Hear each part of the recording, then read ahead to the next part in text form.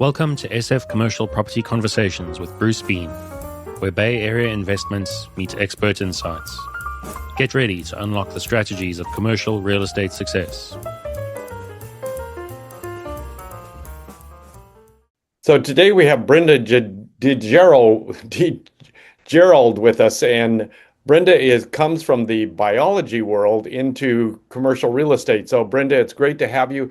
You grew up in San Antonio and got to San Diego. So give us a little history of how you kind of got from biology into commercial real estate.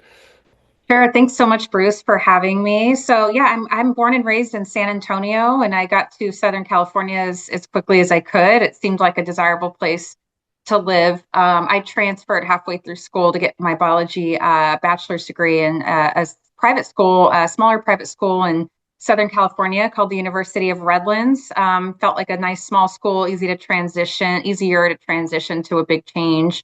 Once I graduated with my undergrad degree, I always say there's really nothing you're qualified to do as an undergrad in a science program except go back to school, which I wasn't ready to commit to. So I started looking around at job fairs. There was an industry in Southern California called biotech, which was really new to me at the time. So I just got kind of lucky landing a really good company called Illumina, which is now a pretty large, second largest headquarter in San Diego now, that started something called the Genomics Revolution. And so why I've been with them for 18 years now in various different roles. It was in 2019 that I think I felt like I kind of hit a bit of a ceiling until I found an opportunity to move more into leadership. And at that time, I met somebody who was quite inspiring to me. His name is Rich Summers. He's actually now got his own podcast in San Diego, does boutique hotel investing. But when I met Rich, he was an air traffic controller, and he was looking to quit his job in 5 years. He found through financial freedom with commercial real estate investing through value add opportunities. So I thought that was really cool. I didn't know what he was talking about, but I knew I wanted to learn more. And so I dove really deeply into the content, podcasts such as yours, and books, right? From authors like David Lindahl, Michael Blanc,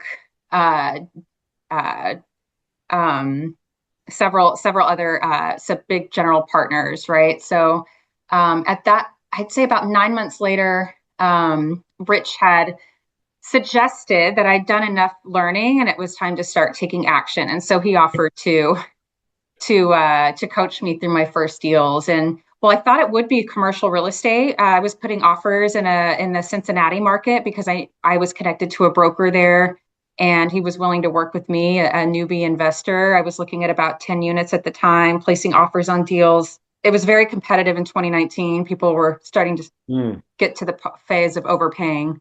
Right. I ended up actually investing in short-term rentals first. So that ended up taking a pause on the commercial side, but that was buying in a very different market. So in Cincinnati or in the Midwest, looking for probably less appreciation, more cash flow as a priority in the beginning to reach, have a long-term goal of financial independence, and starting to see if I could replace my W-2. To a different play, which San Diego coastal markets, like having, potentially high upside and appreciation, potentially negative cash flow if you're doing something like the minimum down payment. So short-term rental offered a little bit of a unique play where you could potentially find a house with an ADU in the back, have two businesses you can operate as a short-term rental on one mortgage, and cash flow a coastal market that way. And at that time, regulations were zero in San Diego. So that industry has changed quite a bit. It's very heavily regulated, highly competitive. And so me and then my eventual husband, my now husband, we did start looking at commercial real estate again. So I'm curious, were you grandfathered in, or once the zoning changed, did you have to change your strategy on short-term rentals? We did. The ADUs are no longer allowed to operate as short-term rentals in San Diego because ADU building ADUs in the back of your home has relaxed a lot because we have a housing shortage here in San Diego. And so the city relaxed their building and their zoning laws to allow for more ADU construction, which meant that you could not be short-term rentaling ADUs because that would defeat the purpose. So So you had to do a one year minimum. actually, I pivoted to midterm. There's still no regulation anywhere that I know of for midterm. And I wasn't sure if there would be a market for midterm. And midterm is usually at least 30 days. In San Diego, it's 31-day minimum Oh, stay. interesting. Yeah, so we do that. It's still about, I'd say 30 to 35% more than I would get from a long-term renter. And then, one of the reasons why your audience may be unique, but one of the reasons why many of us don't like to own commercial real estate in California is because of the strict landlord, the tenant friendly laws. And so I try to avoid long-term renting for any property I own in California. Well, that's interesting. So if a renter comes in and pays for 30 days or whatever, and then uh, doesn't pay their rent after that, what you don't have to evict them, you can get them out right away? Well, I only will take tenants through the Airbnb app, which are much more highly Ah, I qualified and see. vetted. Okay. All Yeah, right. Oh, I see. So it's still through Airbnb, but it's a longer term. It's 30 days at minimum. exactly. Yeah. Oh, that's interesting. So how many units do you have in that category? Just two? Just one midterm. I have the short term in the front, and then my husband mimicked my model. So we have another house here in San Diego now that's also a short term, highly leveraged, all of them actually, and we're cash flowing. We're cash flowing pretty well on my assets. His is breaking even, but we had a long term play to actually build 4 units in the back of this other property, Oh, wow. and that one would have been long-term rentals. So we were going to dive into long-term rentals with San Diego. We actually went very far down the path. We vetted out some ADU developers, not developers, builders and designers. Right. Yeah. And we put the down payment down. We had the whole model set up. Really liked the people that we hired. And right at the 11th hour, right before we broke ground, we actually decided to pull out of that project. Oh, wow. Yeah. So maybe you'll do it later, maybe not. Who knows? Maybe not. I think the problem was there was zero room for error in our budget. And Ah, as you know, that's not safe for new development. no, Um, it's and always, we yeah. the power of networking has been helpful for us over, across the span of all of our projects where, we did talk to a more experienced developer and he assured us that there was some risks that we weren't being communicated, about. And so it was on a bit of a steep hill and it was, still an up and coming neighborhood. So yeah. So we ended up pulling out of that one. I think we're just going to hold it for the long-term appreciation play for San Diego, but it is a bit of a pain. There's a lot of active management that goes into short-term rentals. So for no cash flow, it's something we question sometimes, but we're going to hold on to it for now. Well, I'm curious about your short term. Do you end up doing the management or do you have another group that does the kind of the changeover and all the different things that have to happen in short term rentals? We have a cleaning team, very, very sophisticated cleaning team. That's very important. That's the most important person on your team. And then, of course, we have maintenance, plumbing, people that we can call on pretty quickly. But the management side of things, like managing dynamic pricing and guest communications, which you can automate a lot of that. Hmm. But we do it ourselves. I did reach a point where I felt fed up, and I was ready to hand it over. And I did have a company that I trusted very much to take that over. And I don't care.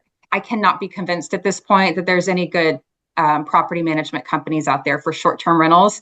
It's just you're gonna get 80% effort from them in a business where you need 100% effort. So it's just the juice isn't worth the squeeze for them. They're not going to come in and do that 80% extra effort to get the 20% extra result, sort of the old 80/20 rule. So Right. I just you can't afford to have a B grade operation with short-term rentals. Everything needs to be a 5-star review. And I would love to offload it, but and then if you even if you did find a good property management, they're going to take any profits that you have left. I mean, Right. there's just Right. not enough profit in it. Yeah. No, that's very interesting. So, but you have expanded out. You've invested in some other things.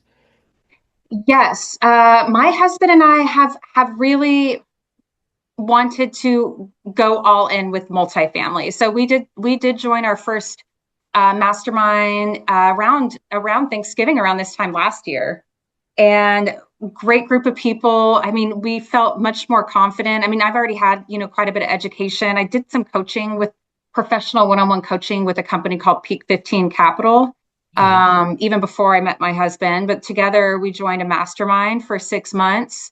Plus, I have mentorship. So we felt ready. And my husband was kind of really hooked on finding deals and putting down offers. And then the catch is that we are both full time with our regular jobs. So I started to recognize, oh my gosh, he's going to get a deal and we're going to need to raise money. We haven't raised money yet before. And then we're going to be raising money from other people when we haven't done an operation like this before. So it didn't feel right. So I said, let's take a step back. Let's partner with some more sophisticated operators who aren't so sophisticated to not partner with us. So I found some people in my network that were probably on their fifth or sixth or seventh, commercial Mm. real estate deal.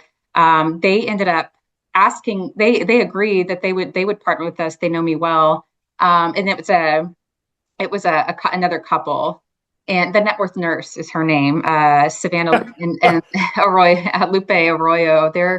They're well known in Southern California, but she's a retired nurse now, full time commercial real estate.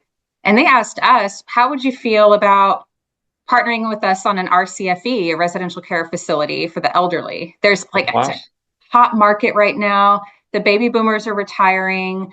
Housing is limited. And so it's a nice housing shared model, or shared housing model.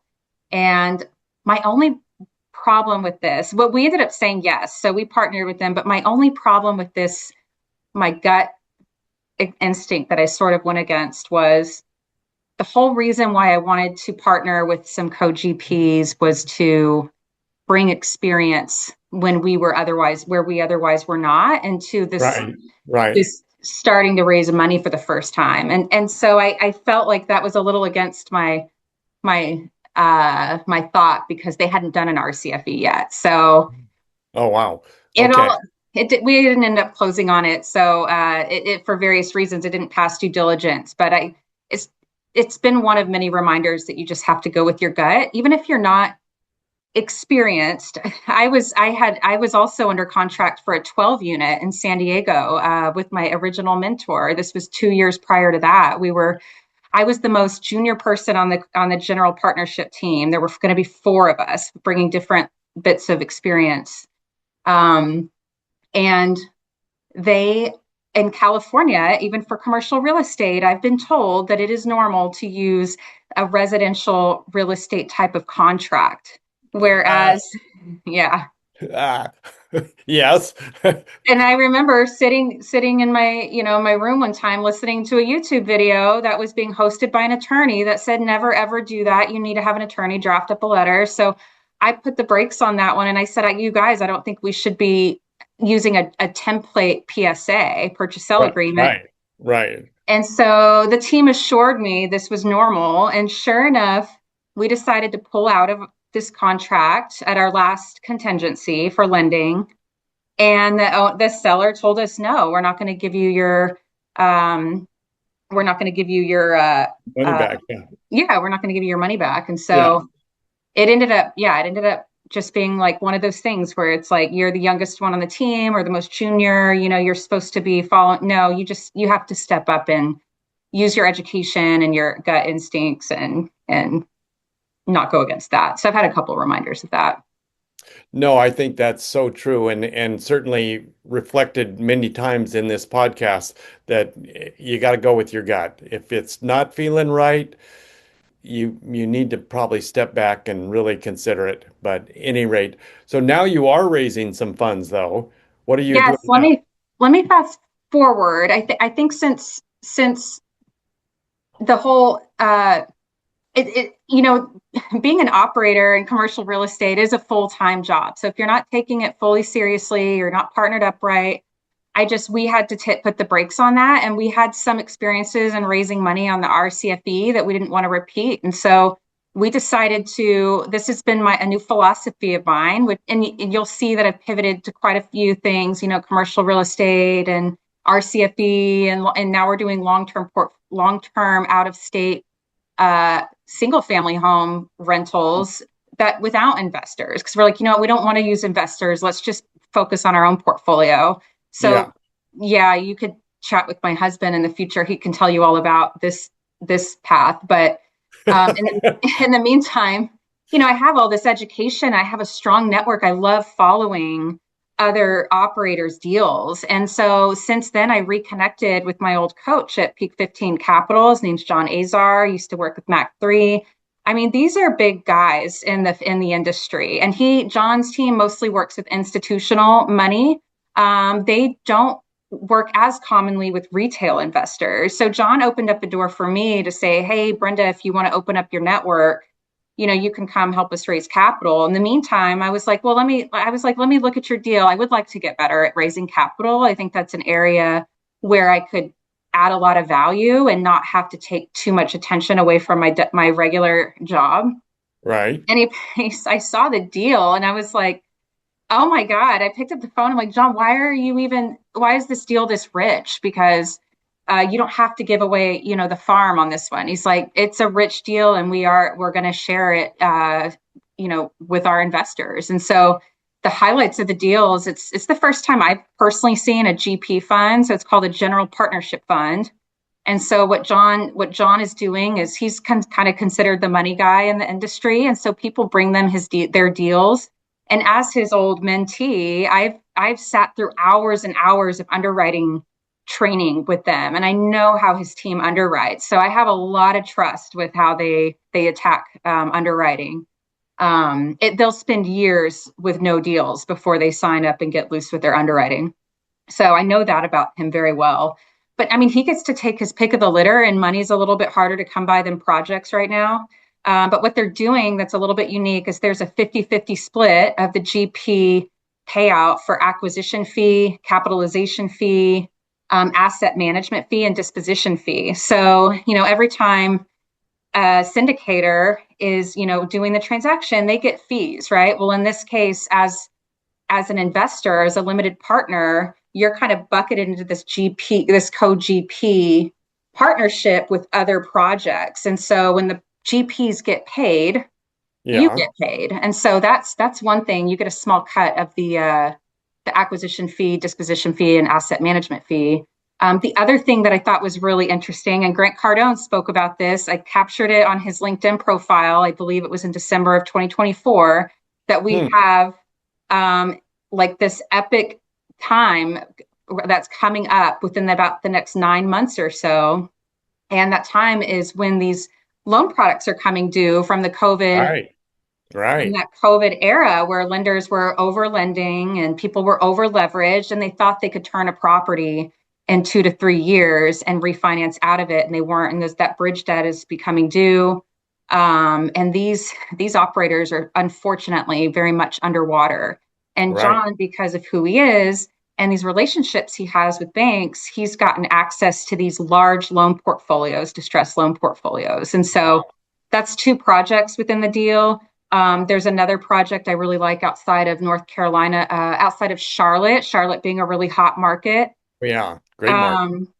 But starter homes are very hard to come by, with people that are making between the 70,000 to 110,000, normal middle class range that can't afford new homes. And Neil Bawa talks about them a lot. And so this project just slightly moved outside of the Charlotte metric. They made homes a little bit smaller, and they're beautiful. And so there's a new development going on there. And then they have a whole car wash portfolio. But all that being said, the time to, how much for your money, how long are you going to hold my money, and like, what are you going to give me for it? And so this is the big questions. Yeah. This is a projected hold date of 2 to 3 years, like let's say 5 and be conservative, but Yeah. For all intents and purposes, they're not going to be tying your money up for long. They're projecting 2.2 to 4x multiplier on your money. Wow. And I've never seen a range that high. And the reason why I'm very bullish about it is because of those distressed loan portfolios and the strategy that's in these other projects. And so if any of your listeners would like to learn more about that, my husband and I have invested heavily ourselves, and we're trying to bring as many people to the party that would like to take advantage of it. Well, this is very good information. So all of you listeners out there, where can they find you, Brenda? You can find me at brenda@alpencap.com. So we have a company called Alpen Capital, but that would be Brenda at alpencap, ALPENCAP.com. So feel free to shoot me an email and I'll give you all the info. That sounds fantastic. Well, I want to check back in with you in 3 to 6 months and see how this is all going, whether this acquisition came through or whether you got some investors. It'd be great to kind of fill in the gaps here and see what happens. Thanks, Bruce. I'd love to hear from you. And it's been such a pleasure to be on your show. So thank you. Thank you so much. This was a great podcast. Loved it. That's a wrap on today's journey through the SF commercial real estate scene. Ready to share your story? Visit sfcommercialconversations.com/guest. Your insights could lead the next conversation.